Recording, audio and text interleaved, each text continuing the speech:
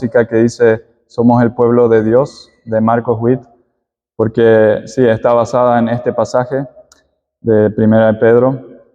Entonces, sí, somos el pueblo de Dios y somos un pueblo especial. La razón es porque somos el pueblo de un Dios muy especial, un Dios glorioso y grandioso, y de eso se tratará este mensaje sobre nuestra identidad como la Iglesia de Dios, y especialmente quiero enfocarme sobre el término real sacerdocio, qué significa eso para nosotros y cuál es la tarea para nosotros como Iglesia. Entonces, sí, eso es el primer punto que quiero tratar. Nosotros como Iglesia de Cristo, como pueblo de Dios, somos un real sacerdocio. Como leyó el pasaje, sí, un poco de contexto en los versos anteriores a este pasaje del 4 al 8, Pedro está hablando de la Iglesia, que ella aceptó a Cristo, lo vio como algo valioso, como la piedra angular de la Iglesia. Y sin embargo, había gente, los incrédulos, que no creyeron, que lo desecharon, no vieron el valor. Entonces, del hablar de los incrédulos, ahora en el verso 9 está volviendo a hablar de su pueblo, está haciendo una comparación. Por eso empieza acá el verso 9 con las palabras "más vosotros", que está comparando a estos dos grupos. Y vemos que él tiene acá 4 nombres o títulos o expresiones con las que llama al pueblo de Dios. Dice, son un linaje escogido, un real sacerdocio, nación santa y pueblo adquirido por Dios. Muchas veces, o a veces hay un malentendido en esta parte de real sacerdocio, que la palabra real se refiere a, sí, genuino o verdadero, un sacerdocio verdadero. Acá no es el caso, se refiere más bien a real en el sentido del rey, de realeza, ¿verdad? También vemos, por ejemplo, en Apocalipsis 1, el verso 6, que Juan dice, y nos hizo reyes y sacerdotes para Dios, su Padre. Entonces, este es el sentido también acá de ser reyes y sacerdotes. Y si nos fijamos en el Antiguo Testamento, en Éxodo 19, estas palabras también similares son mencionadas por primera vez. Dios le dice a Moisés, ustedes serán para mí un reino de sacerdotes y una nación santa. Es aplicada otra vez esta expresión sacerdotes al pueblo de Dios.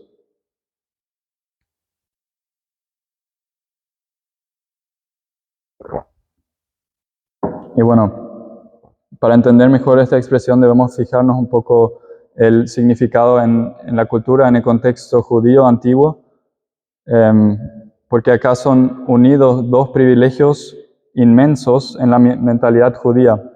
Una vez ser parte de la realeza y ser parte de un sacerdocio, algo que era reservado solo para unos pocos elegidos, que no era por elección propia, en el mayor de los casos era, sí, por herencia o por una selección divina. Entonces, sí, ser rey, vemos en el Antiguo Testamento, era por elección de Dios. Y acá los sacerdotes, por ejemplo, provenían de familias escogidas de entre el pueblo y tenían una tarea muy especial, muy privilegiada. Entraban en partes sagradas del templo que otros no tenían acceso. Tenían la tarea de mediar entre el pueblo de Dios y Dios. Sí, era una responsabilidad tremenda. Entonces, acá encontramos esta función doble. Una vez la del rey de gobernar el pueblo y del sacerdote de ser mediador entre Dios y el pueblo. Pero esto puede parecer extraño, ¿verdad? En nuestro contexto, esta analogía, porque para nosotros no da sentido eso de ser sacerdote, de mediar entre Dios y su pueblo, porque sí, nosotros sabemos que cada hijo de Dios tiene acceso directo, tiene esa relación con Dios, puede hablar directamente con Dios, no hace falta un intermediario, y tampoco la parte del rey, ¿verdad? Nosotros en la iglesia no tenemos un gobernador quien nos gobierna aparte de Jesús, no, quien es el rey de la iglesia, ¿verdad? No estamos gobernando los unos a los otros. Entonces, sí, quizás si no tenemos estas mismas 2 categorías en hoy en día, Tal vez lo podemos comparar con ser alguien bien privilegiado, de ser alguien en la sociedad con un cargo de alto poder y autoridad. Y la intención de Pedro acá simplemente es expresar la dimensión del privilegio que es ser parte de la familia de Dios, ser parte del pueblo de Dios, y que al ser creyente no importa el origen de la persona, el estatus social, que todos reciben esta posición privilegiada de ser reyes y sacerdotes. Y no sé bien cómo es acá en Duisburg con el caso de los sin techo, los mendigos, no me había fijado tanto. Allá en Gelsenkirchen sí los tenemos bastante, quizás en el centro de la ciudad o en la estación de tren.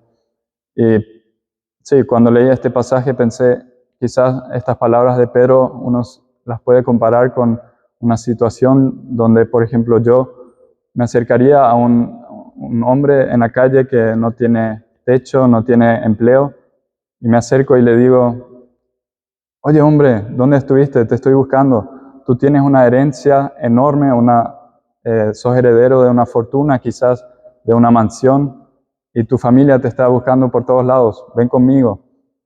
Y sí, yo pienso que es similar acá en un sentido espiritual. Se aplica a nosotros que tenemos esta herencia y este privilegio de la vida eterna. Y sí, es difícil de expresarlo en palabras, pero es como una de las posiciones, o es la posición más elevada de ser hijo del Dios del universo y tener un acceso siempre, en todo momento a Él. Y puedo entender que quizás estos pensamientos también pueden llegar a ser hasta, no sé, incómodos para algunos de pensar o de describirnos así a los cristianos con palabras así de privilegiados, santos, elegidos, como si casi que nos estuviéramos creyendo mejores que el resto del mundo. Pero sí, el hecho es que no es así y lo sabemos que es por gracia y porque somos un pueblo de pecadores que fuimos redimidos y que ahora fuimos aceptados solamente por gracia. Entonces, otra cuestión que encuentro acá muy importante es también nosotros como iglesia, cómo vemos a la iglesia, cómo la valoramos, la vemos también como Dios la ve.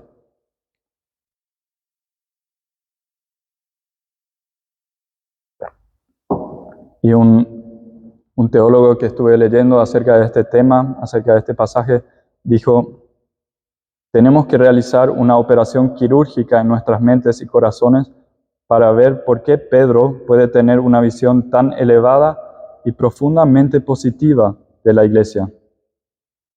Está diciendo acá que necesitamos un cambio de mentalidad. Si pensamos en la iglesia de antes, quizás nos preguntamos: antes eran más santas o más perfectas, ¿por qué está describiendo con estas palabras a la iglesia de Dios? Y no, el caso es que no. Como antes, como hoy día, la iglesia tiene problemas, hay pecados, hay envidia, conflictos, hay casos de inmoralidad, y eso sigue siendo hoy como antes porque la iglesia es un pueblo de simples pecadores que fuimos redimidos, ¿no? Y sin embargo, dice el autor que tendemos a ser muy duros al criticar también la iglesia de hoy día, de quejarnos y casi con un espíritu tóxico, olvidando la verdadera naturaleza del pueblo de Dios. Quizás no a nuestra propia congregación, pero sí más a la iglesia global. Tenemos ahí nuestras críticas, nuestros pensamientos negativos. Y Pedro nos invita a ver a la iglesia así como Dios la ve, como la esposa de Cristo, como una comunidad santa y como su propio canal de gracia para el mundo. Incluso dice en Efesios 3 que Dios quiere revelar, quiere mostrar su sabiduría a los lugares celestiales, a los principados y las potestades a través de su iglesia. Yo no sé bien cómo funciona eso, pero es increíble este pensamiento que Dios revela su sabiduría a través y su plan divino a través de la iglesia. Y sí, con esto es un llamado de que tengamos en cuenta este gran llamado y mirar también la iglesia como Dios la ve, como este pueblo valioso. Y sí, tiene una mirada llena de gracia y amor para su pueblo. Entonces, habiendo dicho esto, quiero pasar al segundo punto donde quiero hablar más sobre la misión que tiene esta iglesia, nosotros como iglesia, que es la de anunciar a Cristo. En el verso 9 que leyó Benjamín dice, en la segunda parte, para que anunciéis las virtudes de aquel que os llamó de las tinieblas a su luz admirable. En la NBI dice, para que proclamen las obras maravillosas de aquel que los llamó de las tinieblas a su luz admirable. Y en la primera parte vimos cómo está confirmando, está dando palabras sobre la identidad de la iglesia con estos nombres que menciona. Y ahora acá en la segunda parte está hablando más de la tarea y la misión que tenemos. Y es un llamado de anunciar las virtudes de Dios, que significa dar a conocer el carácter de Dios a un mundo que no conoce a Dios, a un mundo lleno de oscuridad. Y al mismo tiempo es un llamado de ser testigos de un rescate que nosotros experimentamos, porque dice el verso que fuimos llamados de las tinieblas. Estuvimos en las tinieblas, en la oscuridad, estando ciegos, y fuimos llamados a su luz. Entonces, la tarea también es la de ser testigos de esto que vivimos. Y nosotros conocemos las virtudes de Dios, somos sus hijos y yo creo que Dios revela de diferentes formas también su persona a nosotros. Por un lado tenemos su palabra, donde vemos, por ejemplo, en el Antiguo Testamento cómo Dios actúa con su pueblo, y más tarde donde Él mismo viene en la carne, en Jesucristo, y se revela. Y la segunda forma también, como vemos a Dios, como experimentamos a Dios, es en nuestra vida diaria. Nosotros, sí, obtenemos bendiciones, tenemos salud, familia, bienes materiales, y también experimentamos a Dios en las conversaciones diarias con Él. Obtenemos perdón por todos los pecados, obtenemos gracia día tras día. Entonces, sí, yo veo estas dos formas, una vez en la palabra de Dios y por el otro lado en nuestra vida, que conocemos a nuestro Señor. Y hay un pasaje en Gálatas 5 que habla del fruto del Espíritu Santo. Y es un fruto, son cualidades, son características que el Espíritu de Dios produce dentro del cristiano cuando él vive en el Espíritu. Y yo creo que estas son cualidades del Señor Jesucristo mismo cuando Él caminaba en la tierra. Son cualidades de Dios que se dan a conocer en nuestra vida si caminamos con el Espíritu. Y dice el verso, mas el fruto del Espíritu es amor, gozo, paz, paciencia, amabilidad, bondad, fidelidad, mansedumbre, dominio propio. Contra tales cosas no hay ley. Y al vivir como cristianos podemos reflejar estas virtudes de Dios. Entonces, yo veo esta tarea que dice en el versículo 9 de anunciar algo que tenemos que dar en palabras, pero también en nuestra vida, mostrarlo con acciones, con comportamientos y con nuestra conducta. Una linda imagen que se me ocurre ahí es también la del embajador, que sí, se puede comparar un embajador que viene a otro país para representar a su país, y así parecido como testigos cristianos es nuestra tarea de ser embajadores, de representar a Cristo acá en la tierra, para que ellos, sí, para que la gente pueda ver a Cristo a través de su iglesia. Sí, eso es un punto muy importante también, que esta es una tarea de toda la iglesia, de nosotros como conjunto, como cuerpo de Cristo. No es una tarea para cada individuo que cada uno tiene que luchar solo en esto. Es una tarea de toda la iglesia. Y la semana pasada estuvimos en Gelsenkirchen, organizamos un desayuno para los sin techo por allá y más tarde nos reunimos con el equipo y charlamos un poco acerca del encuentro de ese día. Y sí, uno de repente dice, uno del equipo tiene una remera que dice Jesús. Él dice, a mí me gusta comprar y usar estas remeras, a veces también con versículos o frases evangelísticas, y él dice, porque para mí es más fácil cuando estoy afuera, cuando estoy en el público, de tratar a mi prójimo con amor, con paciencia, porque me acuerdo de a quién estoy representando, porque sí, está en su camisa, ¿no? Y pensé, qué linda ilustración, es una linda imagen también para nosotros que tenemos puesta la remera de Jesús en todo momento. Nosotros somos los embajadores que representan a Cristo. Es una gran responsabilidad, pero es un gran privilegio también. Y el siguiente punto del que quiero hablar es acerca de la meta. ¿Cuál es la meta de esta tarea, esta misión que tenemos? Y quiero volver a leer los versos 11 y 12.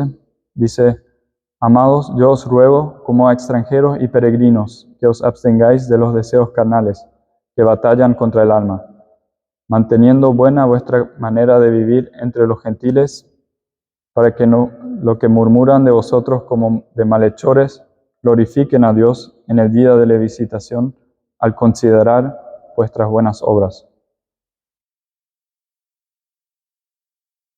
Los cristianos en aquel momento eran un grupo nuevo en la sociedad, era un grupo quizás un poco extraño o sospechoso. La gente los tenía en la mira, las autoridades los observaban.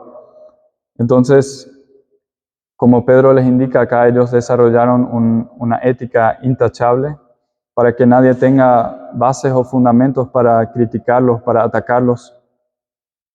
En lo que sigue de la carta de Pedro vemos también en próximos versos y capítulos que él desarrolla este tema de la buena conducta y va a temas muy cotidianos, por ejemplo, someterse a las autoridades, amar a su cónyuge, vivir en armonía los unos con otros, también en el trabajo, las relaciones del amo y del empleado. Entonces, un gran motivo para ellos era el de cuidar su reputación como iglesia entre una sociedad.